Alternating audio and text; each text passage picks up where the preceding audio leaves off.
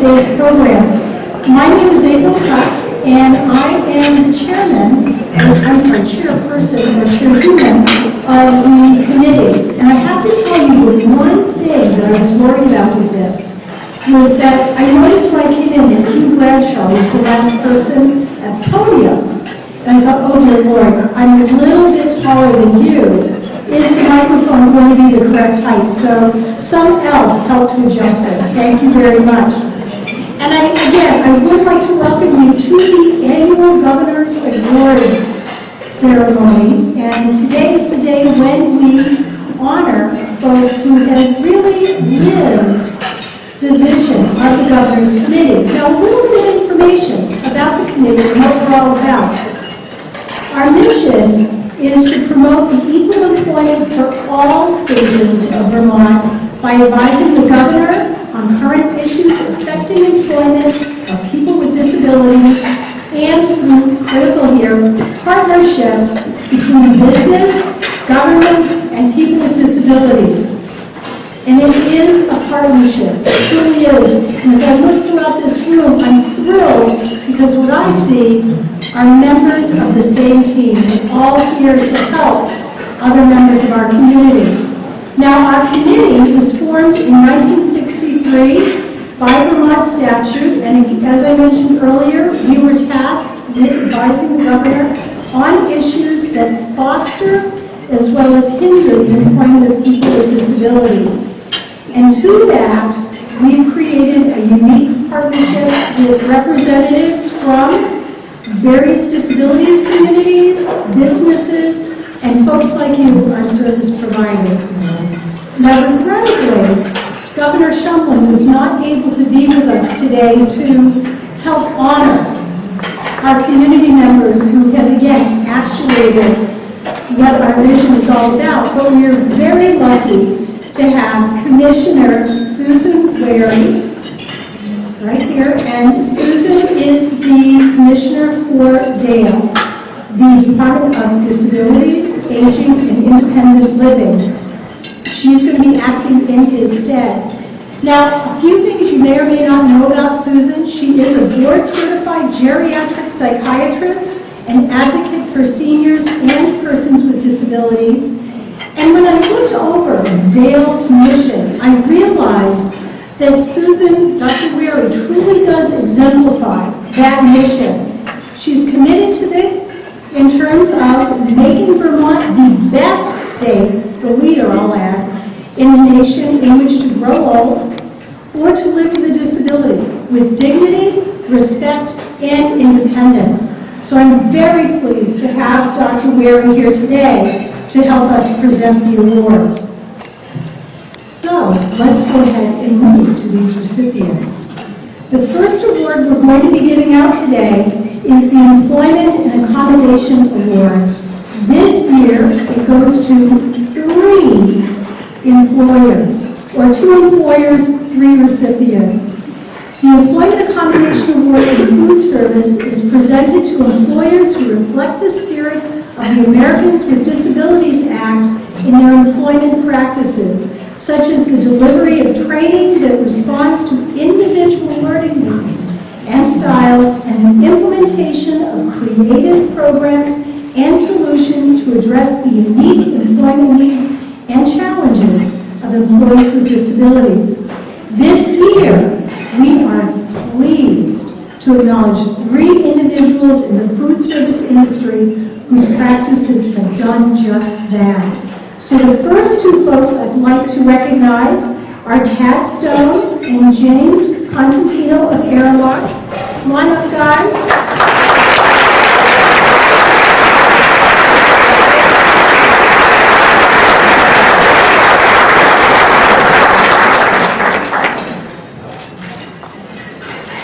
Now they have the pleasure of hearing all the good things that have been written about them.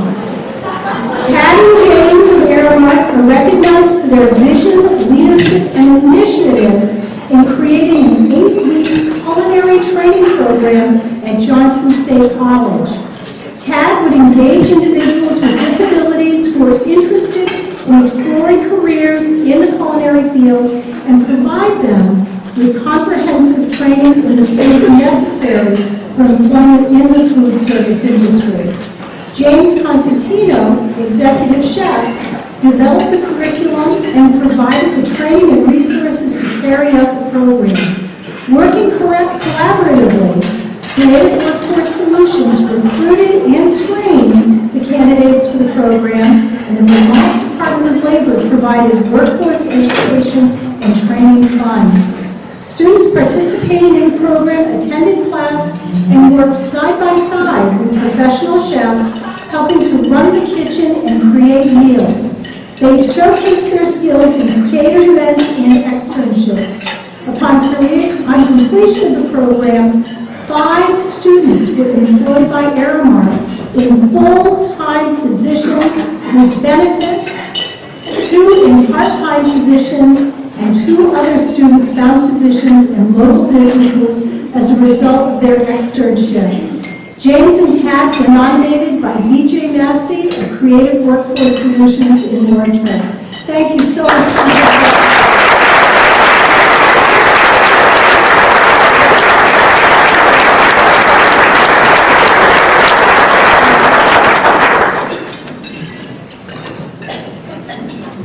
There was a third food service expert here.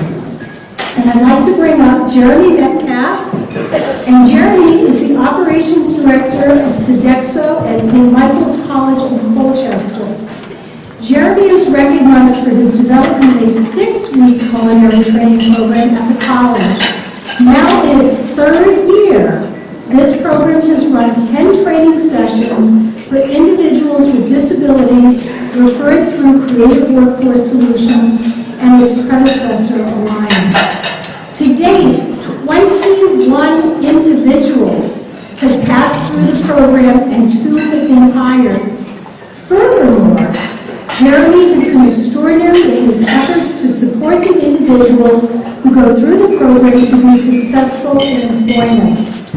The trainees and individuals hired by Sodexo enjoy a respectful, supportive, and friendly team environment and co-workers, willing to help them learn the soft skills of the workplace.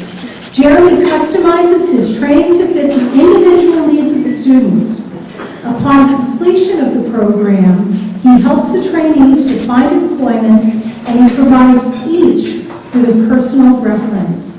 As his nominator, Kelly Edwards of Creative Workforce Solutions in Burlington says, and I quote, "Jeremy sees the whole person and really tries his hardest to work with a person who is struggling." So Jeremy, congratulations.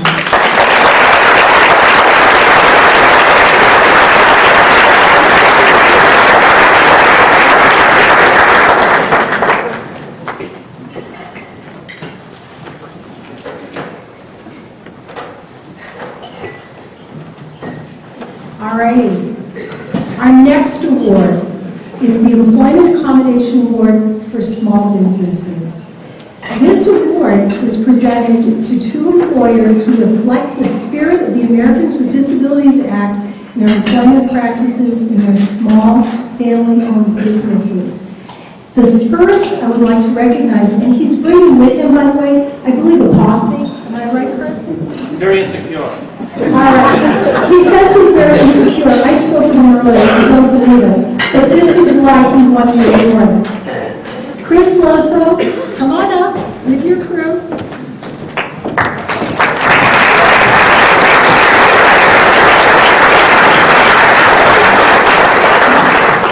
Chris Loso of Loso's Professional Janitorial Service is recognized for his outstanding commitment to the successful employment of people with disabilities through its practices that go back for well over a decade.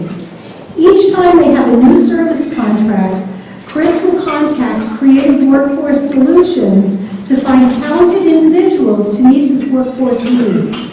Furthermore, he sees each employee as the individual they are, consistently working with them to meet and support their unique needs. For example, an employee was hired who had anxiety about driving to new places.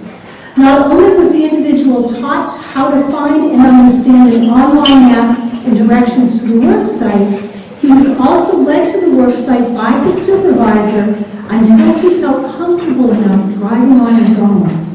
As a result of these efforts to support this employee through his anxiety, he has become a great employee. According to nominator Nicole Clements of Weber and Creative Workforce Solutions in Williston, this is just one example of how Chris and his entire team go above and beyond the support they offer to individuals referred through Creative Workforce Solutions. Chris and your team, congratulations.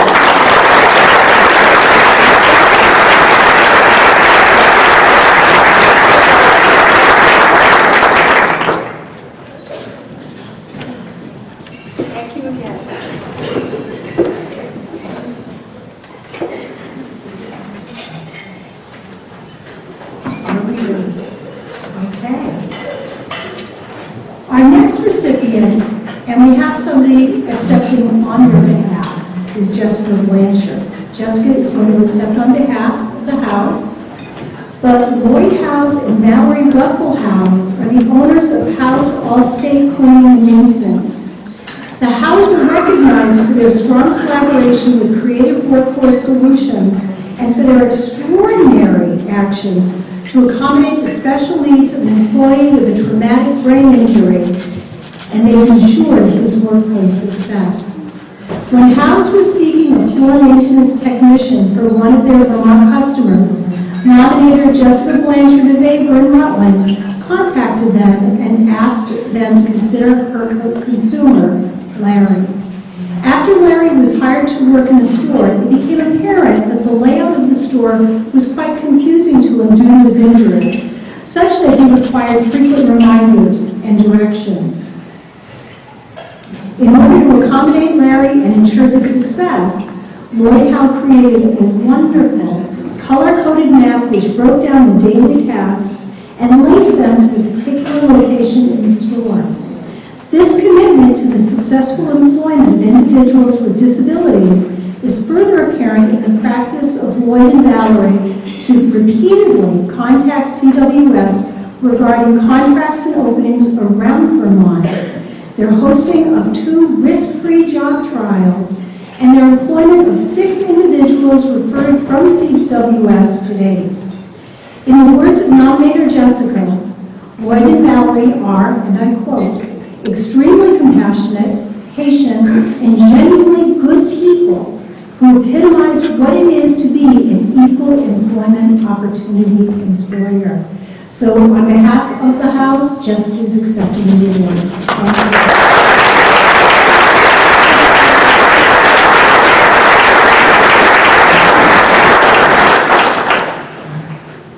We now move to the Employment Accommodation Award for Residential Care.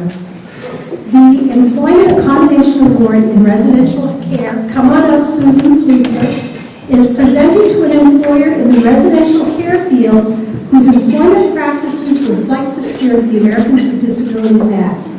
This year, the award is given to Susan Sweetser of Our Lady of Providence. Our Lady of Providence offers diverse opportunities for learning to employees with disabilities and welcomes them with open hearts and open minds. In 1 year, they have provided nearly a dozen employees referred through Weber with opportunities to work and to learn in nursing, food services, laundry, cleaning facilities, and activities and music. Many of these individuals were subsequently hired as permanent employees. Where necessary, accommodations were provided to address both the physical and cognitive limitations as well as language barriers. In the words of nominator Kathy Johnson of Weber in Burlington, Our Lady of Providence is, quote, a jewel, a warm and caring facility that provides personal, family-style care to its residents and extends that same respect, concern, and support to their paid staff, prospective job candidates, and all those who seek a job opportunity, end quote. Congratulations to Susan.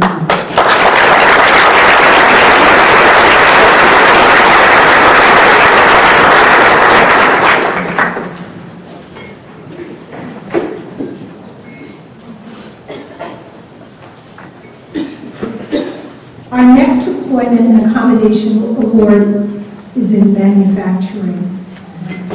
And this is going to go to Wayne Snow, who's the production manager of Ultravation Incorporated in Whitney, Vermont. Come on up, Wayne. The Employment Accommodation Award in Manufacturing is presented to an employer operating a manufacturing facility whose employment practices reflect the spirit of the Americans with Disabilities Act. This award is presented to Wayne Snow of Ultravation Incorporated. Ultravation has had a long-standing relationship with the Rutland offices of Vocational Rehabilitation and VABOR, and is an excellent community partner with the Creative Workforce Solutions initiatives. In the past year, Ultravation has employed and accommodated several new hires and has also sponsored progressive employment activities such as informational interviews, job shadows, assessments, and plant tours. In his capacity as production manager, Wayne has worked very closely with clients referred by these organizations and through the local School to Work program, striving to help them gain an accurate understanding of the work world.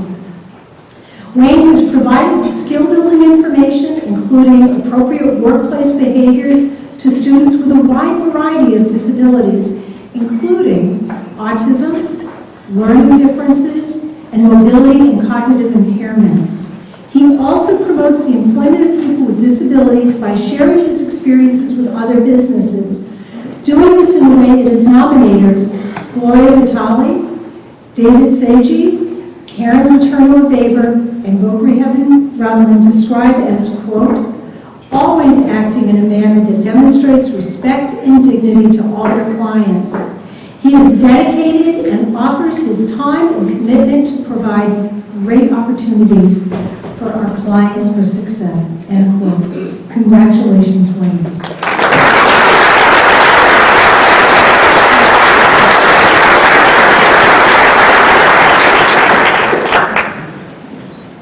Our next award is in the Design and Accessibility category. And the Design and Accessibility Award is presented to an architect, contract, business, municipality, recreational facility, or entity that has designed accommodations and provisions to create equal and aesthetic access, or who has created innovative and creative solutions for accessible structures, buildings, or services. The award this year is being presented to Karen Tronsgaard Scott, who is the Executive Director of the Vermont Network Against Domestic and Sexual Violence. On Karen's behalf, Shawnee Waterhouse will be accepted.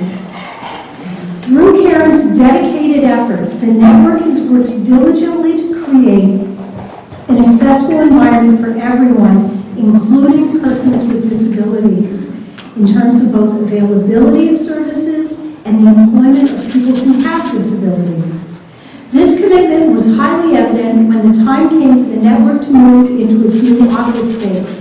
This was a building that was originally a residence in the 1800s. The network lobbied strongly with the building owner to ensure that renovations were made to make the space ADA compliant in terms of design and accessibility. Working in coordination with the building owner and contractor, Karen and the network succeeded in having multiple access improvements made. The new accessible building elements included designated parking areas, an access ramp, accessible stove and sink in the kitchen, threshold removal, accessible office and meeting space layout, and an ADA-compliant bathroom. In the words of nominator Sarah Wanderville of the Vermont Center for Independent Living, with this building renovation project, Karen and the network, quote, demonstrated a strong commitment to create a welcoming and accessible environment for employees, community partners, and the public they serve, end quote. So congratulations to Karen.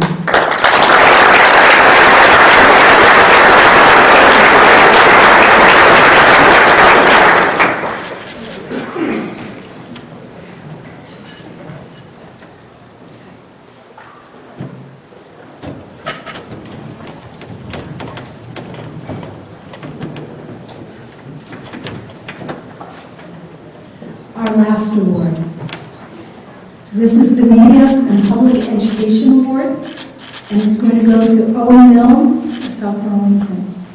The Media Public Education Award is being presented to Owen Milne for his dedication in promoting public awareness and understanding of the respect, dignity, and equality to which all people with disabilities are entitled.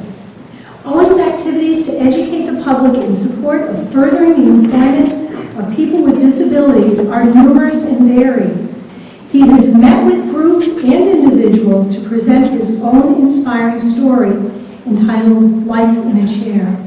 He has served multiple times on employer-directed panels to demonstrate the benefits of hiring individuals with disabilities and to educate employers about accommodations.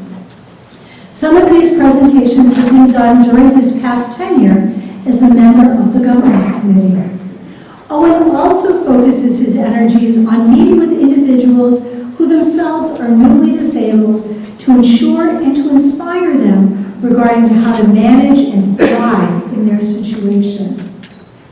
Finally, Owen has brought his talents as a consultant to organizations as well as the City of Burlington, advising them on how to improve accessibility and set appropriate policies and protocols related to individuals with disabilities. In short, to paraphrase Benjamin Adler, the owner of the Skinny Pancake, who nominated Owen for this award, quote, Owen is an ideal match for this award. His public education activities bring attention to disability issues and stories in a sensitive manner that reflects the worth of the individual and that also showcases his own success in overcoming barriers in an inspiring way. Thank you so much, Owen.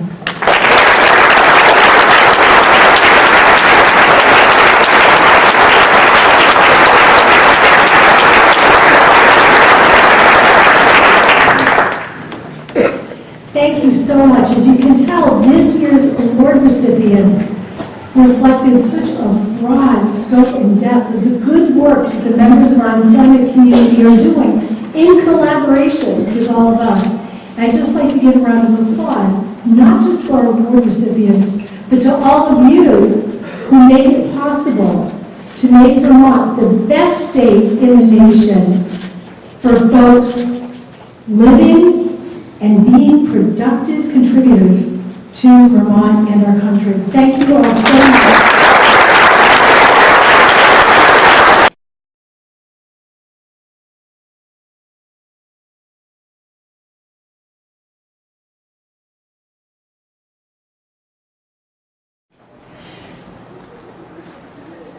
Good afternoon. I'm April Tuck, the chairman of the Governor's Committee on the Employment of People with Disabilities.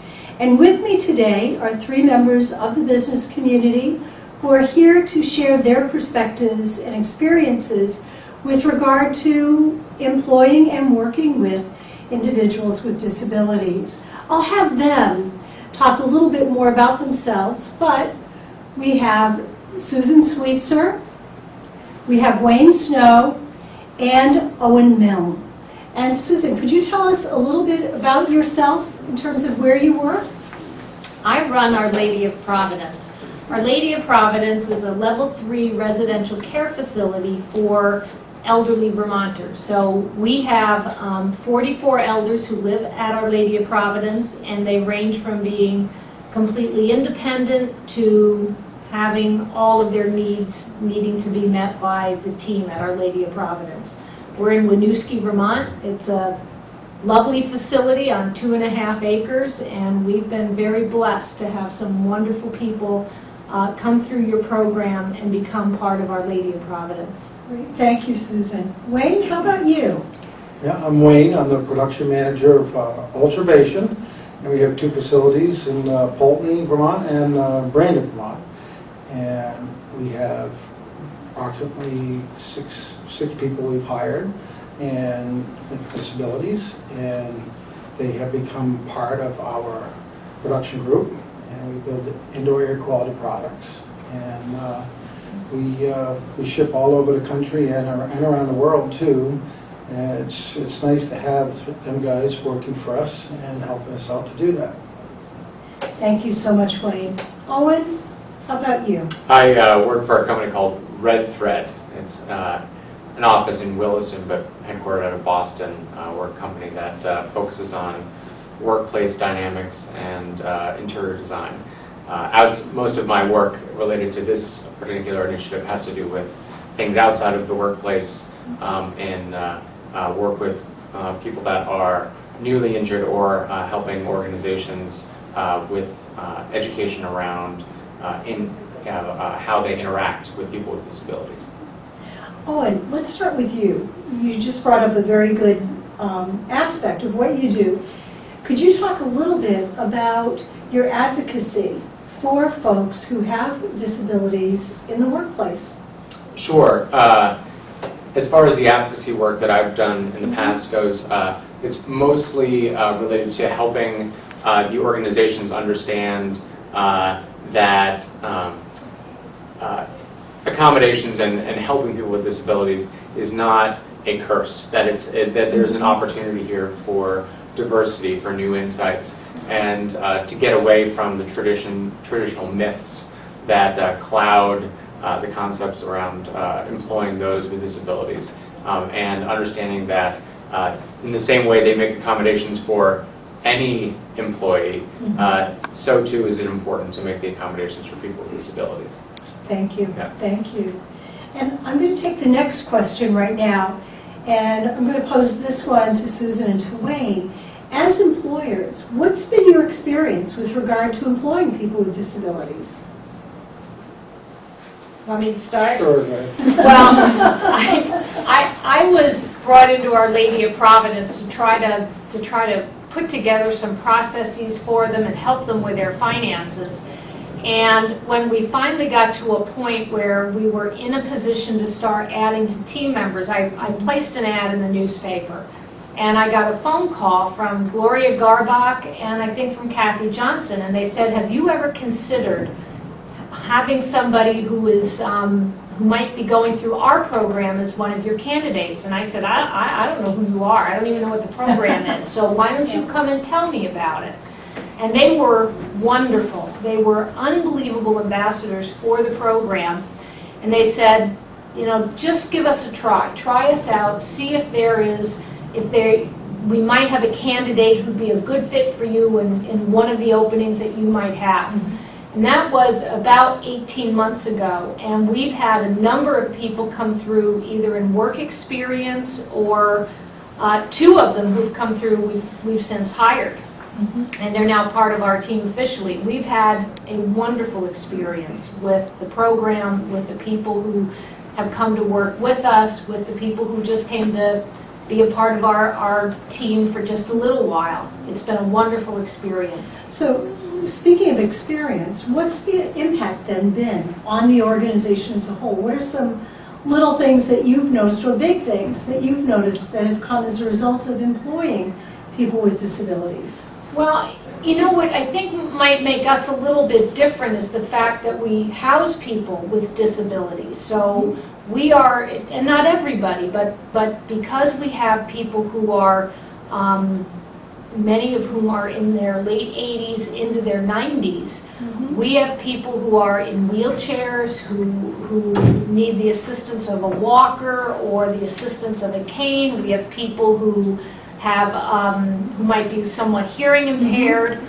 and then we have people who deal with different levels of dementia. So for us, you know, this is part of our lives every day. And having somebody come to work with us who might be differently abled than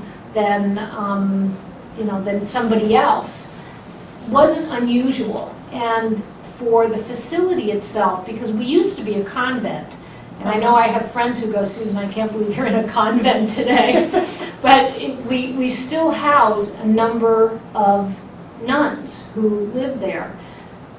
Their whole life is about giving back, and to be able to continue to give back even when they are elderly, to have people who other employers might not have been as willing to give them a chance. Mhm. For us to be able to do that and offer them an opportunity and to have such a positive impact on the team that works there, but also on the people who live there, has just been, it's been wonderful for us. It lets us continue the mission of what the Sisters was, to do well by doing good.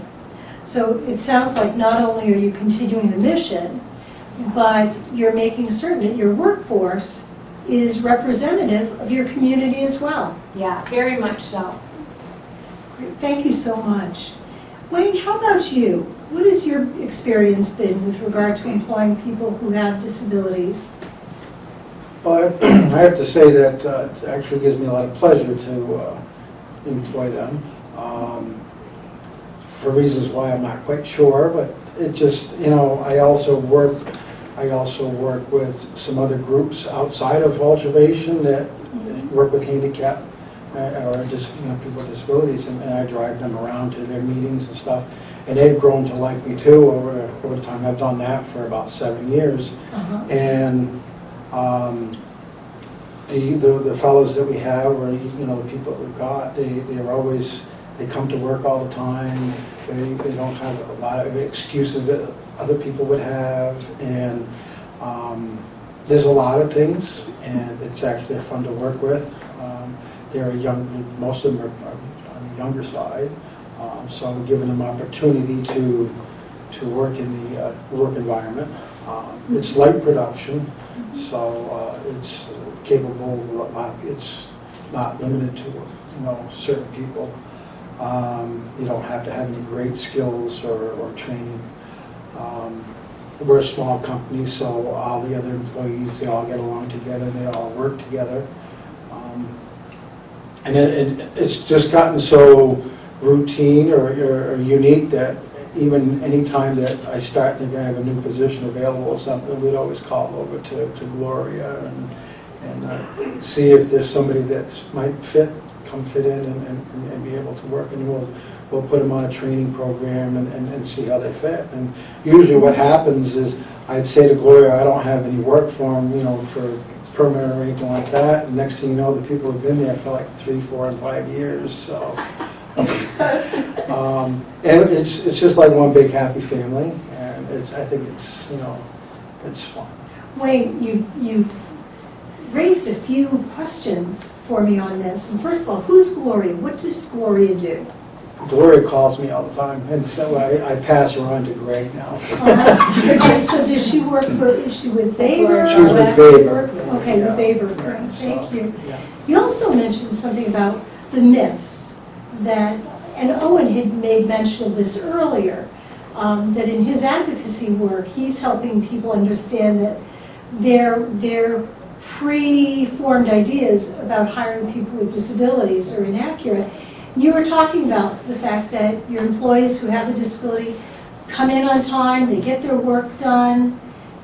This is something pretty regular for you, I take it. Well, I went to a luncheon, I've been to a few luncheons by Weber and the people over there, and they had a couple of speakers, and I didn't just go for the lunch, I actually listened a little bit. Very good. And that's what, came out in that meeting. And so I started to pursue it a little more. I've actually been working with Weber since like 2003, 2004. And from 2007 on, we started getting a little more. And now, like I said, we have like 6 or 7 people through Weber. Wonderful, wonderful. And one of them is actually group leader, made group leader to run the department. So it sounds to me like even though you started employing people with other abilities, Yeah. from maybe a more compassionate, caring reason, it sounds like it's turned out to be good business sense for you as Pretty well. well, yes. Yeah. Excellent, excellent. Thank you so much, Wayne. Thank I'd you. like to pop back over to Owen for a minute. And Owen, especially looking at this in terms of your work as an advocate, what's some advice that you would give an employer who is considering hiring someone with a different ability? taking this route is actually, as you had already mentioned, just good business. And the first thing that I would always recommend any employer get over is the idea that that this is just, you know, a good deed. This is actually this is an investment in your workforce, because of people with either physical disabilities or mental or others. There's an element of diversity that you don't have access to in Vermont. Period. Race, diversity, and things that you don't have access to. So, and people, you know, worldwide have data and information on the power of diversity within a workforce as it comes for innovation, as it comes for collaboration. So the first thing I always help any employer understand is that this is what's important, and that you're making an investment in your workforce, not just altruism alone. And once you get beyond that, now you can start thinking about how you invest and support that investment. And that brings on the concept of accommodations, where it reframes it as, instead of I'm doing something so I don't get sued, I'm doing something so that I'm supporting someone in my workforce that is going to be an optimal performer, and it will support me in a better way. So when you've reframed it as that, now they're happy to make the accommodations. They understand things, and then lastly, as they go through the process, to have good metrics in place to help create environments that they know what their achievement needs to be, and which is an important part for any employee, but I think especially for those when you're employing people with disabilities. I have to remark, as you've been speaking about this, I looked over at Susan and at Wayne, and both of them were just very quietly nodding their heads in terms of, yep, Owen's absolutely on target. So Susan, from your perspective, what advice or information would you give somebody? I would tell them, if they haven't done this before, to absolutely give it a try, because once you try, then you're going to become part of this program. You know, and to just kind of echo one of the things that Owen said, it changes the culture of your organization for the better, because you have somebody who so very much wants to be there every day doing the best possible, and it takes your other team members watching this person and saying, you know, with all of their challenges, look at what they're achieving. I can do the same thing. I can also be as joyful about what I'm doing and achieving. It just changes the nature of your team for the better. You know, you can have a great team to start with. You're going to have an even greater team after you become part of the program. So you've seen a change in your work culture, your environment. Yes. Oh, yes. For the better. Excellent. Excellent. Wayne, how about you? Well, yeah, we have too, and with all the other employees too, they all help and be part of helping these fellows be able to do their job. We do, you know, if we do come into some, you know, to some difficulties or parts that they might not understand, or that we do help them out. We've seen a lot of changes over the past years in the particular individuals that have come in that would be shy or non-talkative, to where now that they're actually speaking and feel comfortable coming to our facilities, you know, so. Wonderful. So by their coming out and feeling more comfortable, you have better employees, and I would imagine that affects the entire workplace too. Yeah, sure. We're about ready to wrap it up, but I'd like you to give, in 3 sentences or less, one piece of advice that you would give an employer who is looking to employ an individual who has a disability. Owen? I think I would just echo what I mentioned prior, just that you know, this is not, don't see this as just altruism alone, but a reinvestment in your company, and that's going to provide a tremendous asset going forward. Thank you. Wayne? Yeah, to give them a chance and to make it, a decent chance. Don't cut it short. Give them some time. They take a little longer to understand some stuff, but they do get it, to the point we need. Excellent, thank you. And Susan? Open your mind, open your heart, and think then you're going to find that it'll be very easy for others to open their pocketbooks to you. It's just good business. And that's the bottom line. Absolutely. Thank you so much. I'd also like to mention that Susan, Wayne, and Owen are 2012 recipients of the Governor's Award for Employing People with Disabilities. Thank you so much. Thank you so very much, and thank you very much as well. Thank you. Welcome.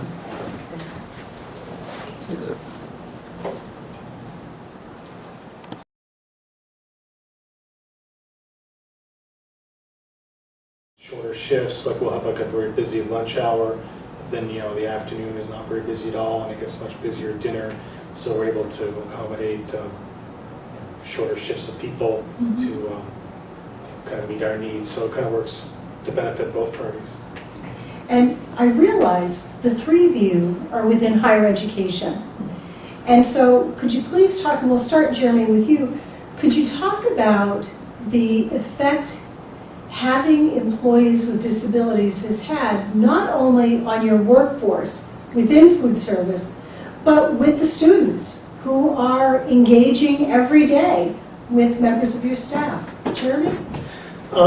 It works both ways. It's building a community.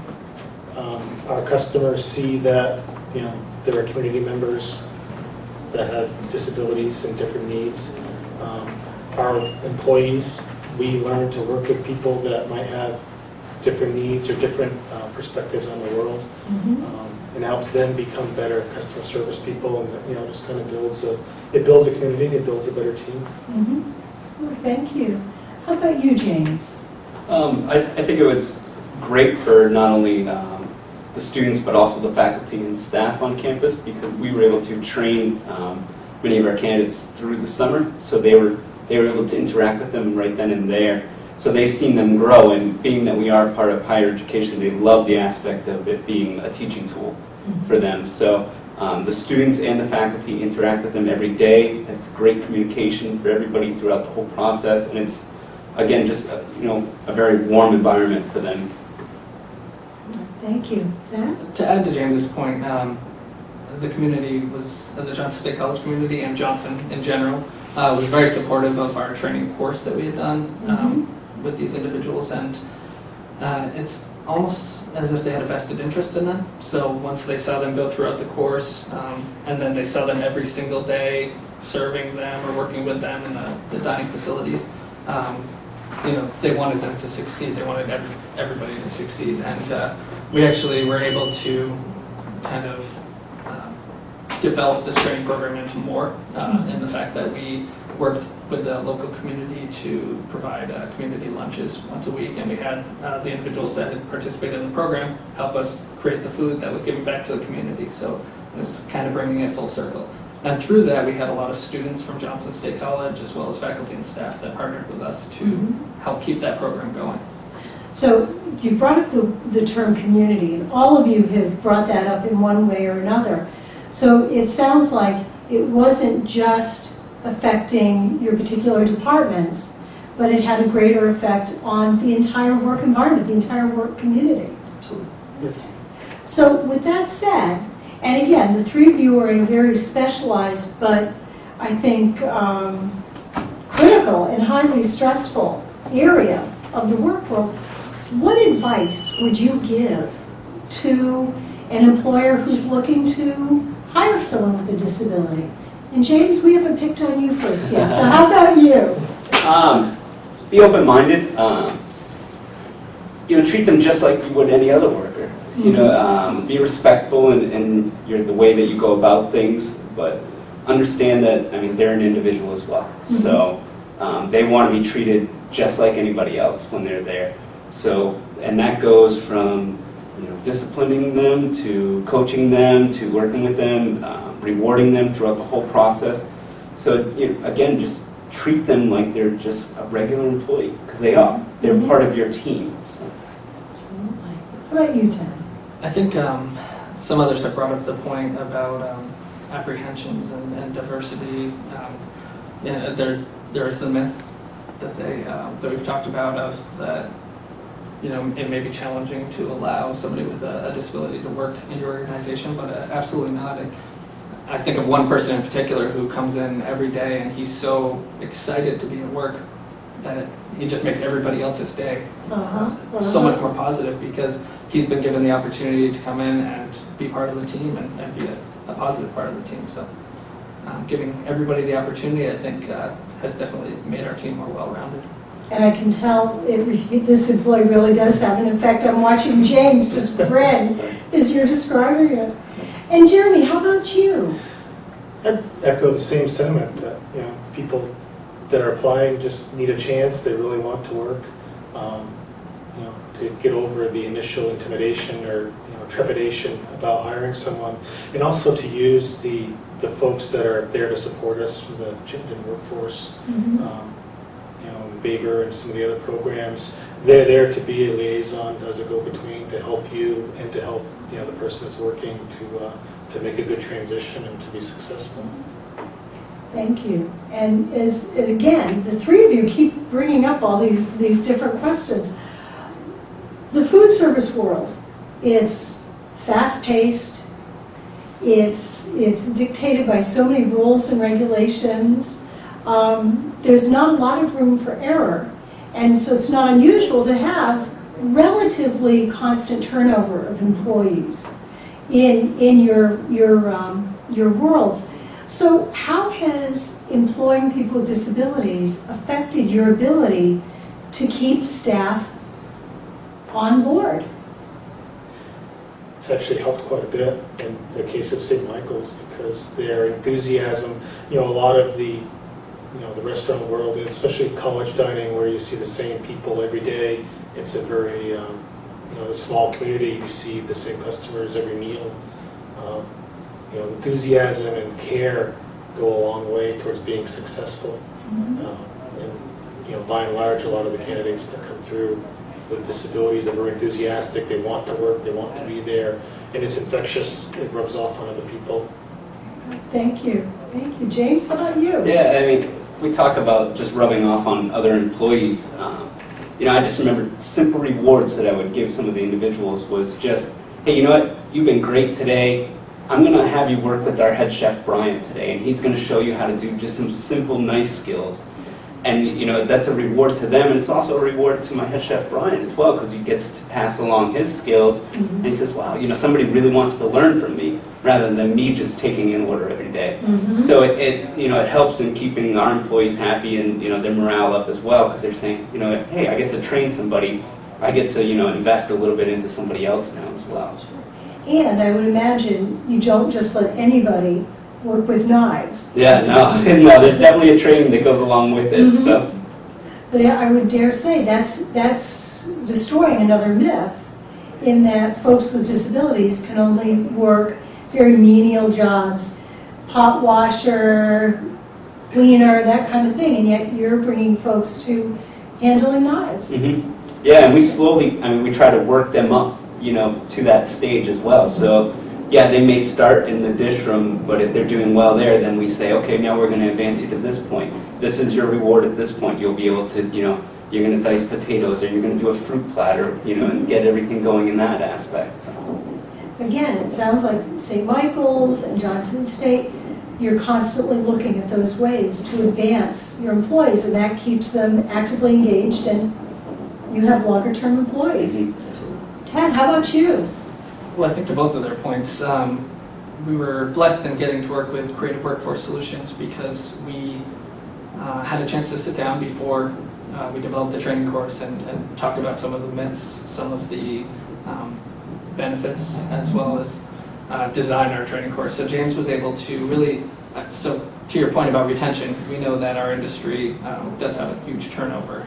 So when we developed the course, we really wanted to make a point to these individuals, any individual that would go through the training course, that the training course is actually a chance for you to just decide, is this something that you want to do? We want to teach you all the skills that you need. We want to get you certified with ServSafe and other things. And we want to really give you this 8 weeks to decide if this is what you want to do so that you can then join us full time. It really, for us, we hire in the fall when it's the busiest, when all the students are coming back to school, and it's kind of throwing somebody into the fire to see if they're going to survive. This training course really gave us an opportunity to allow them to ease their way into it and be very successful in the fall when we actually came into it. So with that said, did you have any apprehension about hiring an individual with a disability to work in food service? Before the training program, to be honest, yes. And then every single day that I came in and I see the ability that the individuals that we were working with had, not a doubt in my mind. By the end of the program, we had positions for every employee that we had put through the training program, and we knew what their skill set was. We were very excited about hiring them. And these individuals, of everybody that we hired, they stayed on throughout the whole school year, which is, in our industry, within 1 or 2 months, you usually lose quite a few people, and we kept everybody throughout the year. So they completely blew away your apprehensions. Absolutely. Wonderful. James, how about you? Any apprehensions? Yes, absolutely, especially as the teacher. And it was every day just, it would just lessen even more working with them. Just seeing them progress throughout the whole process was quite amazing for me. So we just kept going on with that. And, Tad brought up, them showing up all the time. Attendance for them was tremendous. They would show up every day, and we made that a point as part of the training too, saying, this is the reality of the workforce that you're going into. We expect you to show up on time, just like we would any other individual. And they all held right to it. So we just great success with that aspect. Isn't it nice to know every so often you're wrong? Yeah. Absolutely. That's fantastic. Jeremy, how about you? Any apprehensions when you began the program? Absolutely, and it wasn't as much with the clientele that were coming in to do the training as it was how my employees would react and, patience level. Our training was more of a job shadowing, where they would work with a different employee every day doing what they do, doing their job. And so, some days are busier than others. It can be, if your people are out, it's a more hectic workplace. So just, making sure that my staff had the support from me and from other people that they needed to train the people properly and to do right by them. And your apprehensions completely negated? Absolutely. It's nice that when someone is, here I have someone who's going to help you today.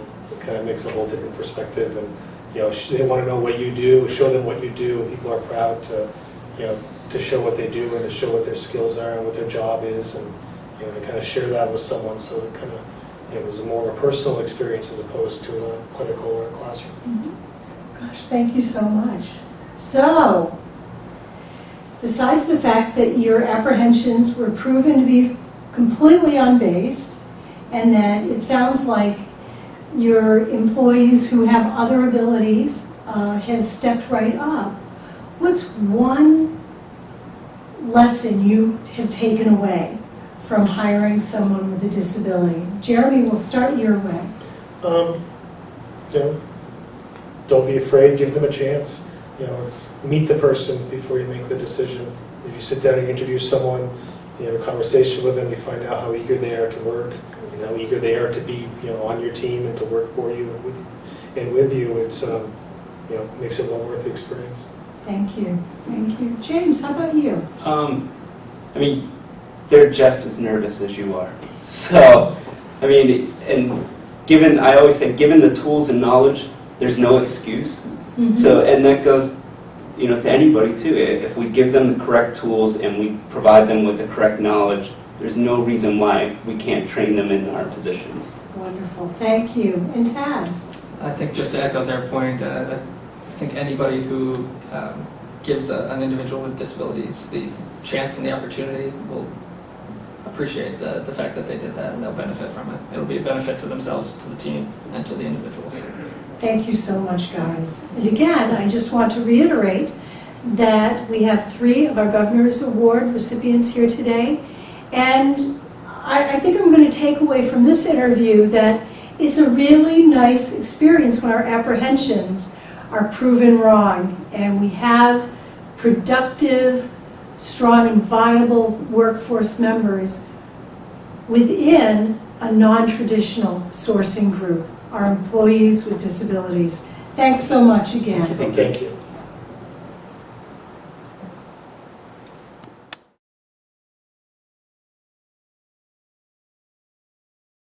Yes. Good afternoon. I'm April Tuck, the chairman of the Governor's Committee on the Employment for People with Disabilities. I have with me today Chris Losa, who is one of our 2012 Governor's Award recipients. And Chris, could you tell us a little bit about your company and what you do? Definitely.